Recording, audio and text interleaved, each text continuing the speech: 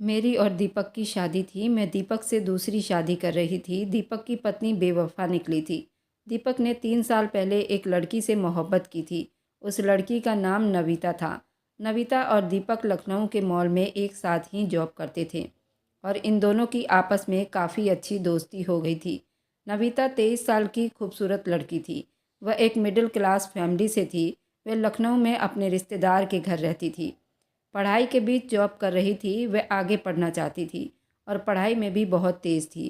Private college से अपने आगे की पढ़ाई कर रही थी और अपने पढ़ाई के लिए वह अपने घर वालों से कोई खर्चा नहीं लेती थी और बहुत ही सातिर दिमाग वाली लड़की थी।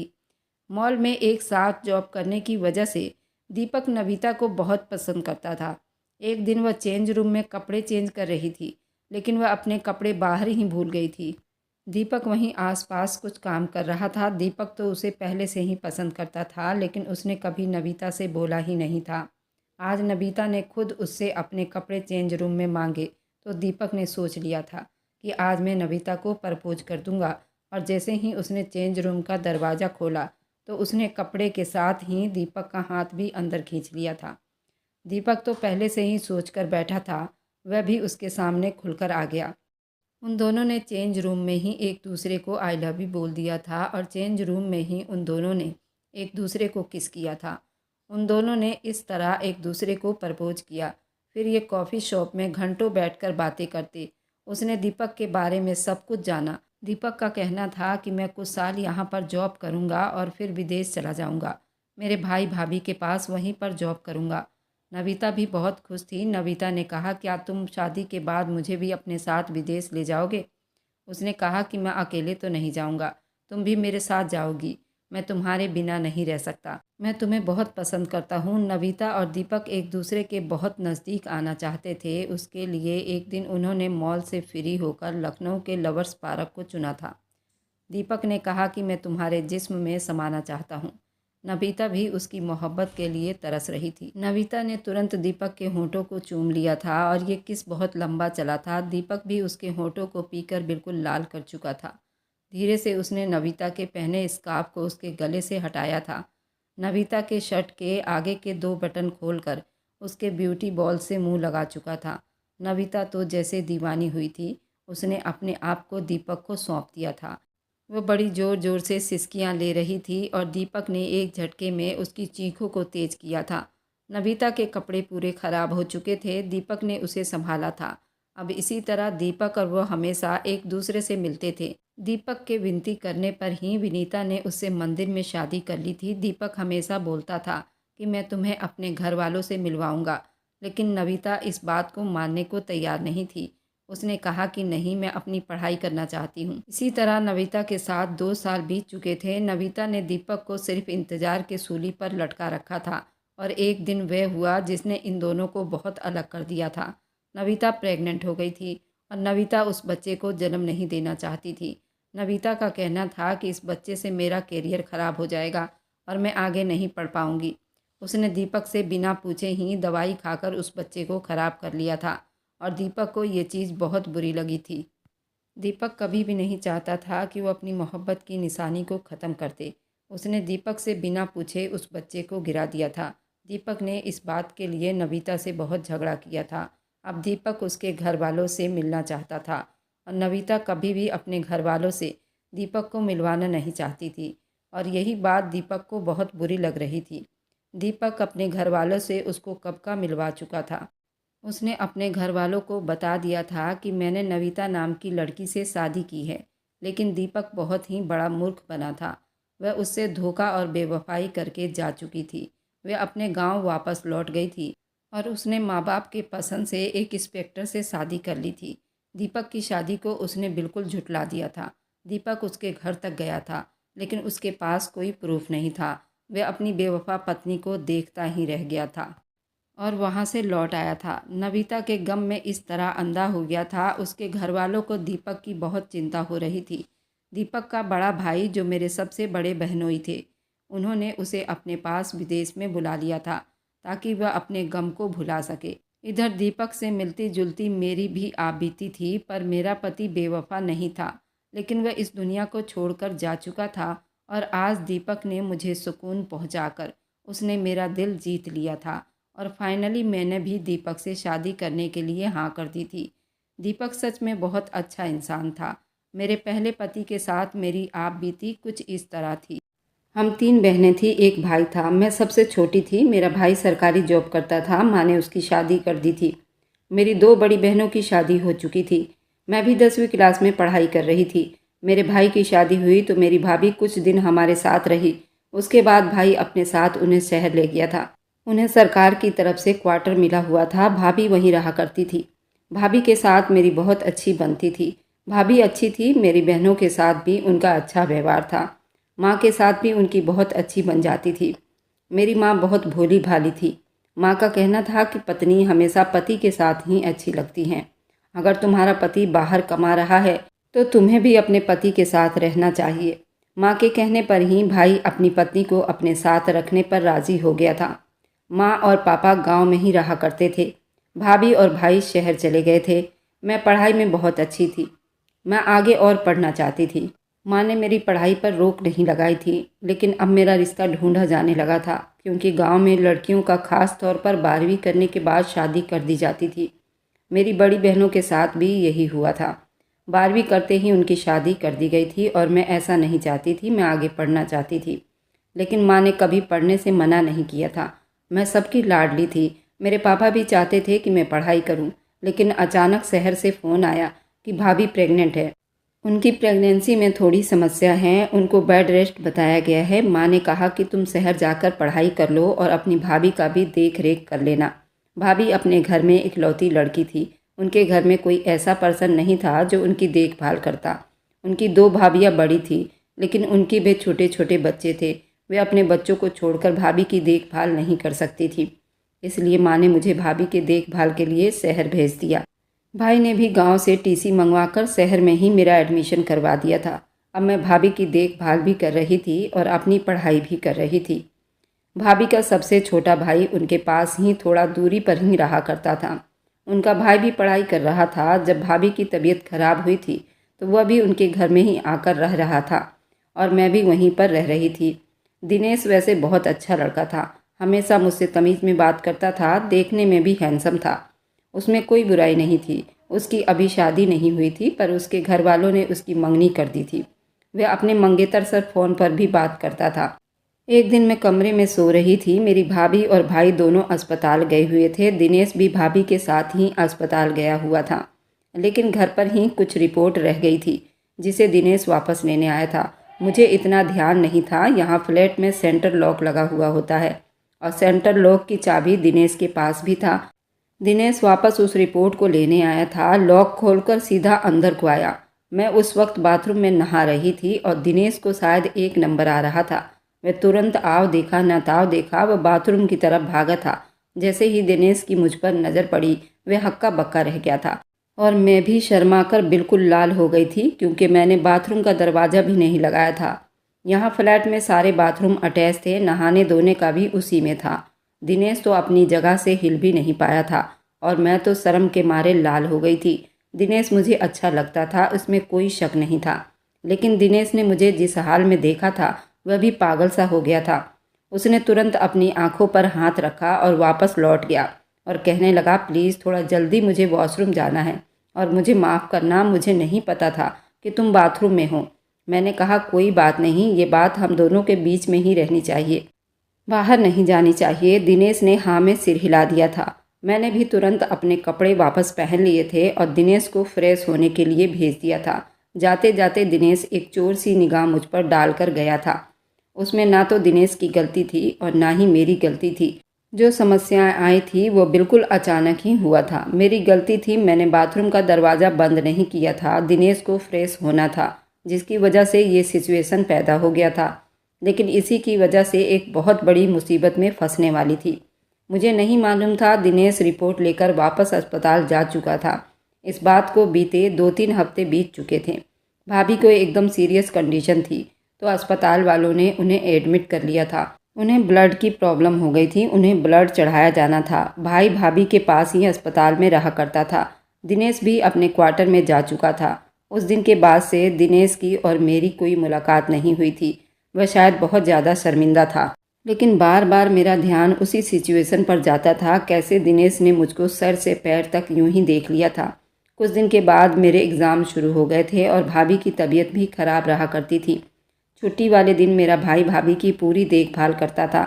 मेरा इम्तिहान सेंटर हमारे फ्लैट से काफ़ी दूरी पर था और मेरे कई पेपर वहाँ होना था। भाई ने दिनेश को इस काम पर लगाया हुआ था। भाई ने दिनेश को कहा था मुझे इम्तिहान सेंटर ले जाना होगा और वापस भी लाना होगा। दिनेश ने भाई से हामी भर ली थी। उस दिन मेरा पहला पेपर था और दिनेश मुझे इम्तिहान सेंटर लेकर गया था। मैं बहुत ज़्यादा नर्वस थी। एक तो इम्तिहान का डर था, ऊपर से दिनेश के साथ पहली बार अकेली गई थी। दिनेश मुझे इम्तिहान सेंटर छोड़कर कहने लगा, जब तुम्हारा पेपर ख़त्म हो जाए तो मुझे फ़ोन कर देना। दिनेश ने अपना नंबर मेरे फ़ोन में सेव कर दिया था। जब मेरा पेपर ख़त्म हुआ तो मैंने दिनेश को फ़ोन मिलाया। दिनेश का फ़ोन बार बार बिजी जा रहा था।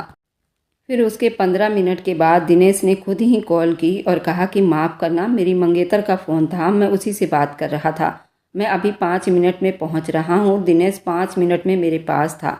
हम दोनों वापस आ रहे थे। दिनेश ने उस दिन के बाद से वो बात कभी नहीं छेड़ी थी, लेकिन मैं उस बात को भुला ही नहीं पा रही थी। इसी तरह मेरा आज लास्ट इम्तिहान था। दिनेश मुझे घर वापस लेकर आ रहा था। मैंने डरते डरते दिनेश से पूछा, क्या तुम्हारी मंगेतर की पिक्चर तुम्हारे फ़ोन में है?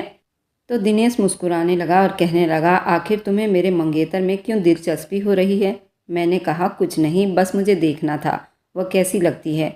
दिनेश ने छूटते ही कहा, कुछ खास नहीं। मैंने कहा, क्या दिनेश तुम उसे पसंद करते हो? दिनेश ने कहा, मेरे माँ बाप ने मेरे लिए उसे चुन लिया है। वैसे तो उसमें कोई बुराई नहीं है, पर वह कुछ ज़्यादा ही फ़ोन करती है। बात बात पर मेरी खबर लेती रहती है। दिन में कई बार फ़ोन करती है। कभी कभी तो मैं उसका फ़ोन अटेंड भी नहीं करता। हर पल उसे मेरी जानकारी चाहिए होती है। मैं चुप हो गई और दिनेश ने अपनी मंगेतर की पिक्चर मुझे दिखाई थी।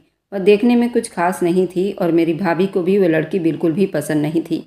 मेरी भाभी दिनेश की मंगनी में भी नहीं गई थी, क्योंकि वह उनके गांव की ही लड़की थी और बहुत ज़्यादा मुफ्त टाइप लड़की थी। शायद इसलिए भाभी को पसंद नहीं थी, पर दिनेश के घर वालों ने उसकी मंगनी उस लड़की से कर दी थी। दिनेश के मंगनी को भी 2 साल बीत चुके थे। दिनेश हर बार अपनी शादी का डेट बढ़ा लेता था। अब की उसका कहना था, जब तक मैं नौकरी नहीं करूँगा मैं शादी नहीं करूँगा, और मेरी भाभी का भी यही कहना था और ये शादी इसीलिए रुकी हुई थी। भाभी का डिलीवरी का दिन भी नज़दीक आ रहा था और उनकी सिचुएशन भी बहुत ख़राब थी। इधर मेरे 11वीं के इम्तिहान ख़त्म हुआ था। अब मैं दिनेश को नहीं देखती थी तो मेरा अंदर से मन मचल उठता था कि कब दिनेश मेरे घर आएगा। और मैं भाभी से कई बार पूछती रहती थी, दिनेश आजकल घर नहीं आ रहा। दिनेश का नंबर भी मेरे पास था तो मैं दिनेश से फ़ोन पर भी बात कर लिया करती थी, पर फ़ोन पर हमारी बहुत कम बात होती थी, क्योंकि मुझे उसकी मंगेतर की बातें याद आती थी। वह हमेशा उसको फ़ोन करती रहती और दिनेश को ये पसंद नहीं है। इस वजह से मैं उससे फ़ोन पर भी बात नहीं कर पाती थी। भाभी हॉस्पिटल में फिर से एडमिट हो गई थी। उनका डिलीवरी का दिन नज़दीक आ रहा था। दिनेश भी हमारे घर पर ही आकर रहने लगा था। अस्पताल के कई चक्कर लगाने पड़ते थे और दिनेश वही काम करता था। घर से खाना बनवाकर वहाँ लेकर जाता था। मुझे भी अपने साथ अस्पताल ले जाता और ले आता, लेकिन दिनेश कभी भी अपने आप से बातें स्टार्ट नहीं करता था। सबसे पहले मैं ही बात करती थी। वह बहुत शर्मीला था। आज मैं और दिनेश अस्पताल जा रहे थे। मैंने दिनेश से पूछा, तुम अपनी मंगेतर से किस तरह की बातें करते हो? दिनेश शर्माने लगा और कहा, क्या मतलब, किस तरह की बातें होती है फ़ोन पर एक लड़का और लड़की की? तुम्हें क्या लगता है दीपा, हम दोनों के बीच कैसी बातें होती होगी? और फिर उसने अपनी एक आंख दबा दी। मुझे बहुत शर्म आई मैं क्या पूछ रही थी उससे, लेकिन फिर उसने एक लंबी सांस ली और कहा, मेरी मंगेतर बहुत एडवांस है। वह हमेशा रात को फ़ोन करती है और कहती है मुझे किस चाहिए। इस बात के लिए मैंने उसे कितनी बार धमकाया है। जब दिनेश ने ऐसी बात की तो मैं शर्म से लाल हो गई थी। मैंने कहा, ऐसी औरतें तो आदमियों को बहुत पसंद आती हैं जो पहल करती है। दिनेश ने फिर से एक लंबी सांस ली और कहा कि ऐसी बात नहीं है, अगर मोहब्बत दिल से हो तो ये सब अच्छा लगता है, नहीं तो ये सिर्फ एक फॉर्मेलिटी है। उसने बड़ी आसानी से एक गहरी बात की थी जो मेरे दिल के आर पार हो गई थी। अब ये साफ हो गया था कि दिनेश उसे पसंद नहीं करता था, सिर्फ घर वालों के प्रेशर में आकर उस लड़की से मंगनी कर बैठा था। भाभी का कहना था उस लड़की का पहले भी अफेयर रह चुका है और वह दिनेश से 5 साल बड़ी भी है। दिनेश भाभी के ही उम्र का था। वह लड़की भाभी के साथ पढ़ाई कर चुकी थी। उसका अफेयर स्कूल में था जिसके बारे में भाभी को अच्छे से जानकारी थी। वह उस लड़के के प्यार में हद से आगे निकल चुकी थी और एन टाइम पर ही उस लड़के ने अपने घर वालों की पसंद से शादी कर ली थी और इससे वह सिर्फ टाइम पास कर रहा था। और जब धारा के माँ बाप ने दिनेश के लिए रिश्ता भिजवाया था, भाभी के माँ बाप ने उसका रिश्ता स्वीकार कर लिया था और दिनेश की मंगनी धारा से हो गई थी। लेकिन भाभी को ये रिश्ता बिल्कुल भी पसंद नहीं था क्योंकि धारा के बारे में भाभी को सारी जानकारी थी। इस वजह से भाभी नाराज़ थी, लेकिन ये बात शायद दिनेश को नहीं मालूम था। भाभी ने एक बेटे को जन्म दिया था और हमारे घर में खुशियाँ ही खुशियाँ थीं। भाभी के मायके वाले पीलिया लेकर आए थे। दिनेश तो अब यहीं पर रहा करता था। भाभी की पूरी फैमिली ही बहुत प्यारी थी। अब भाभी की सेहत भी अच्छी हो गई थी, बच्चा भी तंदुरुस्त था। दिनेश अब परमानेंट यहीं पर रहने लगा था। मुझे दिनेश की मौजूदगी बहुत अच्छी लगने लगी थी। न जाने क्यों मैं अंदर से दिनेश को चाहने लगी थी, पर मैंने कभी दिनेश को बताया नहीं था और ये बात भाभी अंदर से महसूस कर चुकी थी। एक दिन भाभी ने मुझे और दिनेश को शॉपिंग के लिए भेज दिया था। घर में कई सामान ख़त्म थे। दिनेश ने आज पहली बार पूछा था, पहला खाना खाते हैं उसके बाद शॉपिंग शुरू करेंगे। मैंने हाँ में सिर हिला दिया। हम एक रेस्टोरेंट में खाना खाने चले गए। दिनेश ने सारा कुछ मेरे पसंद का मंगवाया था। मुझे दिनेश के साथ बहुत ही अच्छा लग रहा था। आज पहली बार वो मुझसे मुस्कुराकर बातें कर रहा था। मैं भी बहुत धीरे धीरे खाना खा रही थी। मुझे दिनेश को सुनना बहुत अच्छा लग रहा था। दिनेश कहने लगा, दीपा, जिससे तुम्हारी शादी होगी वो बहुत खुश रहेगा। मैं थोड़ी अपसेट हो गई थी। मैंने कहा, मुझे शादी ही नहीं करनी। दिनेश ने कहा, क्यों, तुम्हें शादी क्यों नहीं करनी? मैंने कहा, मैं पहले पढ़ाई करूँगी और भाई की तरह जॉब करूँगी, उसके बाद शादी करूँगी। शायद जब तक तो तुम्हारी शादी भी हो जाएगी। दिनेश को भी मैंने जला डाला था। दिनेश चुप हो गया था। मैंने कहा, दिनेश, अब तो तुम जॉब भी करने लगे हो, अब तो तुम बहुत जल्दी शादी कर लोगे। दिनेश ने कहा कि नहीं, मैं अभी शादी नहीं करूँगा जब तक तुम्हारी शादी नहीं हो जाती। मैं हंस पड़ी थी। मैंने कहा, आखिर तुम्हें मेरी शादी से क्या दिलचस्पी है?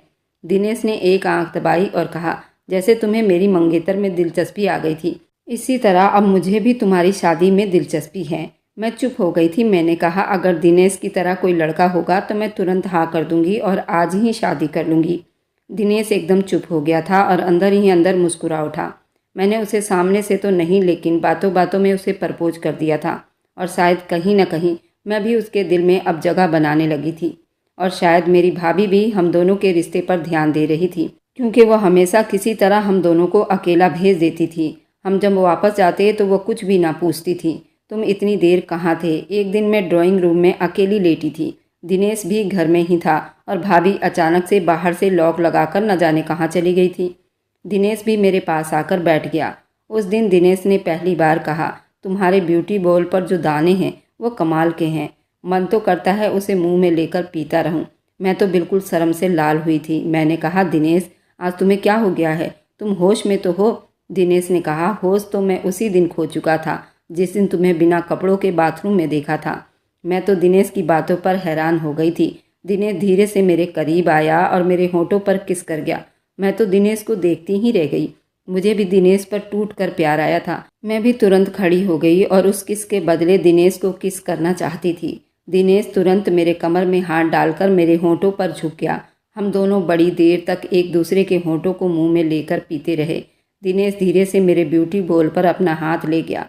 मैं तो जैसे बेकाबू हुई थी। दिनेश सोफे पर ही मुझे गिरा चुका था। वो मेरे ऊपर झुक गया और मेरे बैली बटन से कपड़ा उठाता मेरे ब्यूटी बॉल तक आया था। मैं ज़ोर ज़ोर से सिसकियाँ ले रही थी। मैं भी बड़ी ज़ोर से दिनेश के सीने से चिपक गई थी। दिनेश मेरे ब्यूटी बॉल को पूरा लाल कर चुका था। वो पागलों की तरह मुझे चूमने लगा था।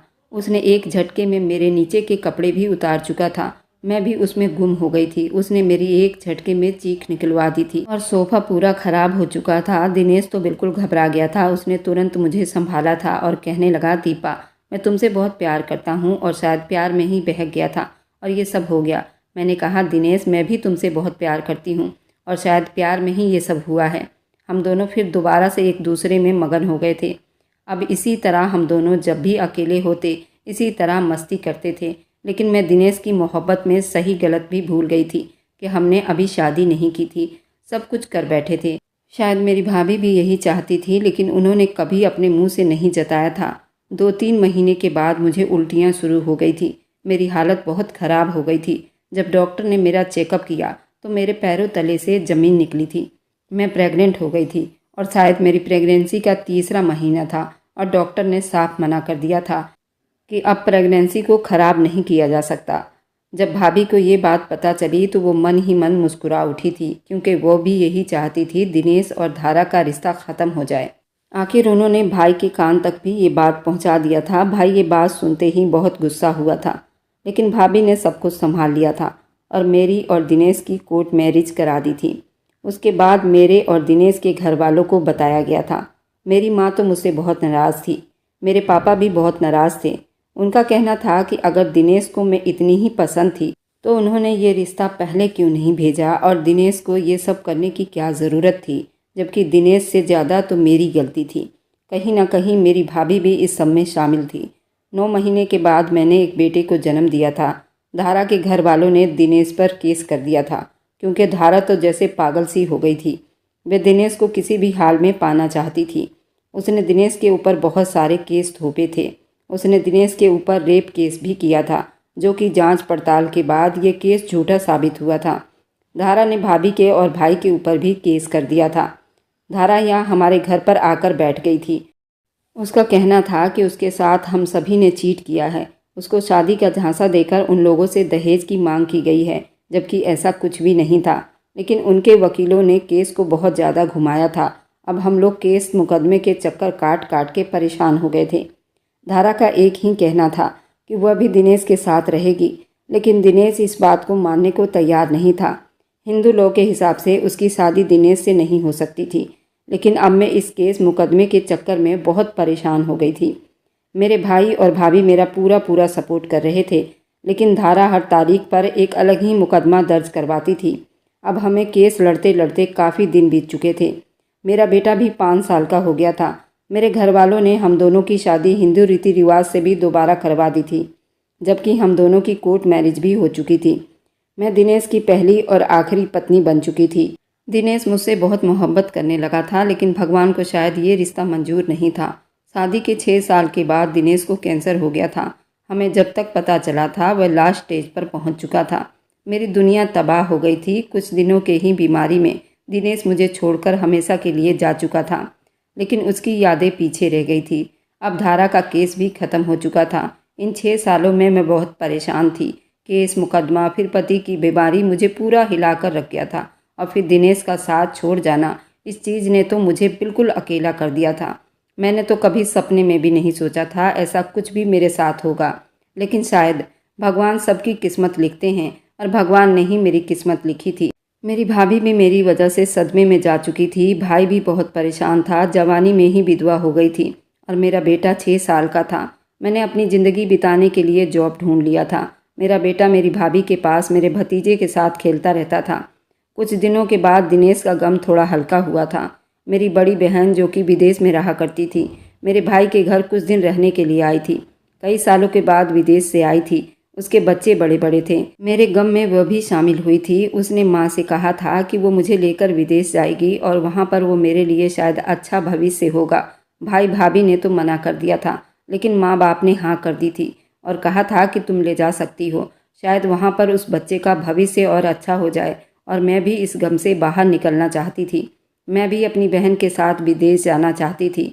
उसका पति अच्छा जॉब कर रहा था, मॉल में मैनेजर था, और सैलरी भी काफ़ी अच्छी थी, और उनको फ्लैट भी मिला हुआ था। रहने की भी कोई दिक्कत नहीं थी। मैं भी पढ़ी लिखी थी। मेरे बहनोई ने कहा था कि वो मेरी अच्छी जॉब लगवा देंगे और मेरे बेटे को अच्छे स्कूल में डलवा देंगे। मैंने अपना पासपोर्ट वगैरह सब कुछ तैयार कर लिया था। मेरे बेटे का भी पासपोर्ट बनकर तैयार हुआ था, और विदेश से हम दोनों का वीज़ा भी आ गया था। कुछ ही दिनों के बाद मैं अपनी बहन के साथ विदेश में शिफ्ट हो गई थी।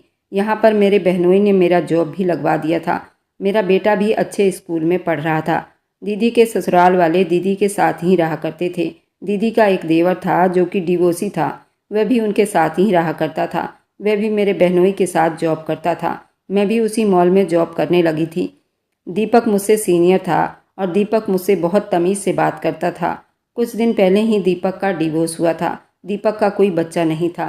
उसने लव मैरिज की थी। उसकी पत्नी के अफेयर की वजह से दीपक ने उसे डिवोर्स दे दिया था, और उनके डिवोर्स को 2 साल हो चुके थे। मैं भी अब जॉब कर रही थी। अच्छी सैलरी थी और मेरा बेटा लवी भी अच्छे स्कूल में पढ़ाई कर रहा था। मेरे बहनोई ने मुझे अलग फ्लैट लेकर दिया था। उस फ्लैट में मैं अपने बेटे के साथ अकेले रहती थी और दीपक मेरे बहनोई के साथ रहता था और संडे के दिन मैं अपने बेटे के साथ दीदी के घर चली जाती थी। दीपक भी पूरा दिन घर पर ही रहा करता था। जब भी मैं वहाँ जाती तो वह मेरे बेटे के साथ बहुत ज़्यादा फ्रैंक होकर खेलता था। मेरा बेटा भी दीपक को पसंद करने लगा था। वह हमेशा जब भी खाली रहता तो दीपक से फ़ोन पर बातें करता रहता। दीपक हमेशा मेरे बेटे से मेरे बारे में सारी जानकारी लेता रहता। मुझे इस बारे में नहीं पता था कि दीपक मेरे बेटे से बातें करता और मेरे बारे में वह सारी जानकारी रखता था। मेरी पसंद नापसंद सभी चीज़ें दीपक को पता थी। मैं जब भी अपनी दीदी के घर जाती तो दीपक मेरी पसंद का ही खाना बनाता था। मेरी दीदी और मेरे बहनोई वे दोनों चाहते थे कि हम दोनों आपस में शादी कर लें, लेकिन मैंने कभी उस नज़र से दीपक को नहीं देखा था। जब भी हम छुट्टी के दिन दीदी के घर होते तो जीजा और दीदी दोनों बहाना बनाकर अपने बच्चों के साथ कहीं ना कहीं निकल जाते, लेकिन मैं इस बात से बिल्कुल अनजान थी। लेकिन दीपक मन ही मन मुझसे मोहब्बत करने लगा था। एक दिन दीदी और मेरे जीजा मेरे बेटे को भी अपने साथ ले गए थे। मैं और दीपक घर में बिल्कुल अकेले थे। पर दीपक ने उस दिन पहली बार मुझसे अपने दिल की बात कही थी। वह दिन मुझे झट से याद आ गया था जब पहली बार दिनेश ने मुझे प्रपोज किया था। सेम उसी तरह आज का दिन था। मैं कुछ बोल ना सकी। मैं दीपक को देखती रह गई थी। उसने कहा, क्या तुम मेरे साथ शादी कर सकती हो? मैं तुम दोनों का अपने से ज़्यादा ख्याल रखूँगा। तुम्हारा बेटा लवी भी मुझसे बहुत ज़्यादा फ्रैंक हो गया है, तो तुम्हें इस बात की कोई दिक्कत नहीं होगी। मैं कुछ देर के लिए समझ ही ना पाई थी कि मुझे क्या बोलना चाहिए। कुछ देर के लिए समझ ही ना पाई थी। फिर मैंने दीपक से कहा, दीपक देखो, अभी मेरे पति को इस दुनिया से गए हुए ज़्यादा दिन नहीं हुए और मैं अपने पति को अपने दिल से नहीं निकाल पाई हूँ, तो मुझे थोड़ा सा समय चाहिए। मैं सोच कर बताऊँगी। दीपक ने कहा, कोई बात नहीं, तुम्हें जितना समय चाहिए तुम ले सकती हो। मैं तुम्हारा इंतज़ार करूँगा। मेरी दीदी और जीजा अपने घर आ गए थे तो मैं भी अपने फ्लैट पर आ गई। मैं रात भर दीपक के बारे में सोचती रही। मैं अपने बेटे से बात कर रही थी। उसने कहा कि दीपक अंकल मुझे बहुत अच्छे लगते हैं। अगर वो मेरे पापा बनेंगे तो और भी ज़्यादा अच्छा होगा। मैं उनके साथ बहुत सारा गेम खेलूँगा। जब तुम मुझे लेकर मौसी के घर से आती हो तो मेरा गेम अधूरा रह जाता है। अगर वो मेरे पापा बनेंगे तो मैं उनके साथ बहुत सारा गेम खेलूँगा। मैंने अपने बेटे लवी की बातों को बड़ी ध्यान से सोचा। लवी अपने पापा को मिस कर रहा था। उसे अपने पिता की कमी महसूस होती थी। मैंने अपनी माँ को फ़ोन मिलाया और माँ से सारी बात शेयर की। माँ और पापा तो तैयार हो गए थे। कहने लगे, ये तो बहुत अच्छी बात है। आखिर तुम कब तक अकेली ज़िंदगी बिताओगी? माँ ने भाभी को भी कॉल मिलाकर बात की। भाभी और भाई भी तैयार थे। उन्होंने कहा, अगर दीपा चाहती है तो वह दीपक से शादी कर सकती है। हमें कोई एतराज़ नहीं। मेरे घर में दीदी और जीजा तो पहले से ही तैयार थे, पर मेरा दिमाग काम नहीं कर रहा था। मुझे शादी करना चाहिए या नहीं। मैंने अपनी शादीशुदा ज़िंदगी सिर्फ 6 साल बिताए थे और वे भी बहुत मुश्किलों में बिताए थे। पहले केस मुकदमा में पड़ी रही, फिर उसके बाद मेरे पति की तबीयत खराब हो गई और वो मुझे इस दुनिया में अकेला छोड़कर चले गए। अच्छे बुरे का तो मुझे थोड़ा भी समझ नहीं था। अब जो मेरे आगे ज़िंदगी खड़ी थी, मुझे समझ नहीं आ रहा था कि मुझे क्या करना चाहिए। मैंने दीपक को तो इंतज़ार के सूली पर लटका दिया था, लेकिन मैंने अपने बारे में बड़ी गहराई से सोचा था, क्या मेरे लिए दीपक अच्छा रहेगा या नहीं। अगर मैं किसी से भी शादी करती हूँ तो मुझे तलाकशुदा ही मिलेगा। शायद उसके बच्चे भी होंगे, लेकिन दीपक तो सिंगल था, उसके कोई बच्चे नहीं थे। हाँ, वह तलाकशुदा था, लेकिन मुझसे मोहब्बत करने लगा था। मैंने भी इस बात को इतनी जल्दी स्वीकार नहीं किया। सोचते सोचते 2 साल लगा दी। इन 2 सालों में मैंने देखा दीपक मेरे बहुत करीब आ चुका था। अब वो मेरे फ्लैट तक भी आ जाता था और मेरे बेटे के साथ घंटों खेलता रहता और मुझे भी अपने करीब करने की कोशिश में लगा रहता। एक दिन मेरी तबीयत बहुत ख़राब थी। मैंने मॉल से छुट्टी ले ली थी। दीपक को पता चला तो तुरंत शाम को मेरे घर आया था। मुझे डॉक्टर के पास लेकर गया। डॉक्टर ने बहुत तेज़ बुखार बताया और पानी की पट्टी करने को कहा था। दीपक मेरे पास बैठकर मेरे सर पर पानी की पट्टी कर रहा था। दीदी भी मेरे घर पर पहुंच चुकी थी। जब दीदी ने देखा कि उसका देवर मेरी इतनी सेवा कर रहा है तो वो मेरे बेटे के साथ अपने घर चली गई। मुझे और दीपक के साथ अकेला छोड़ दिया।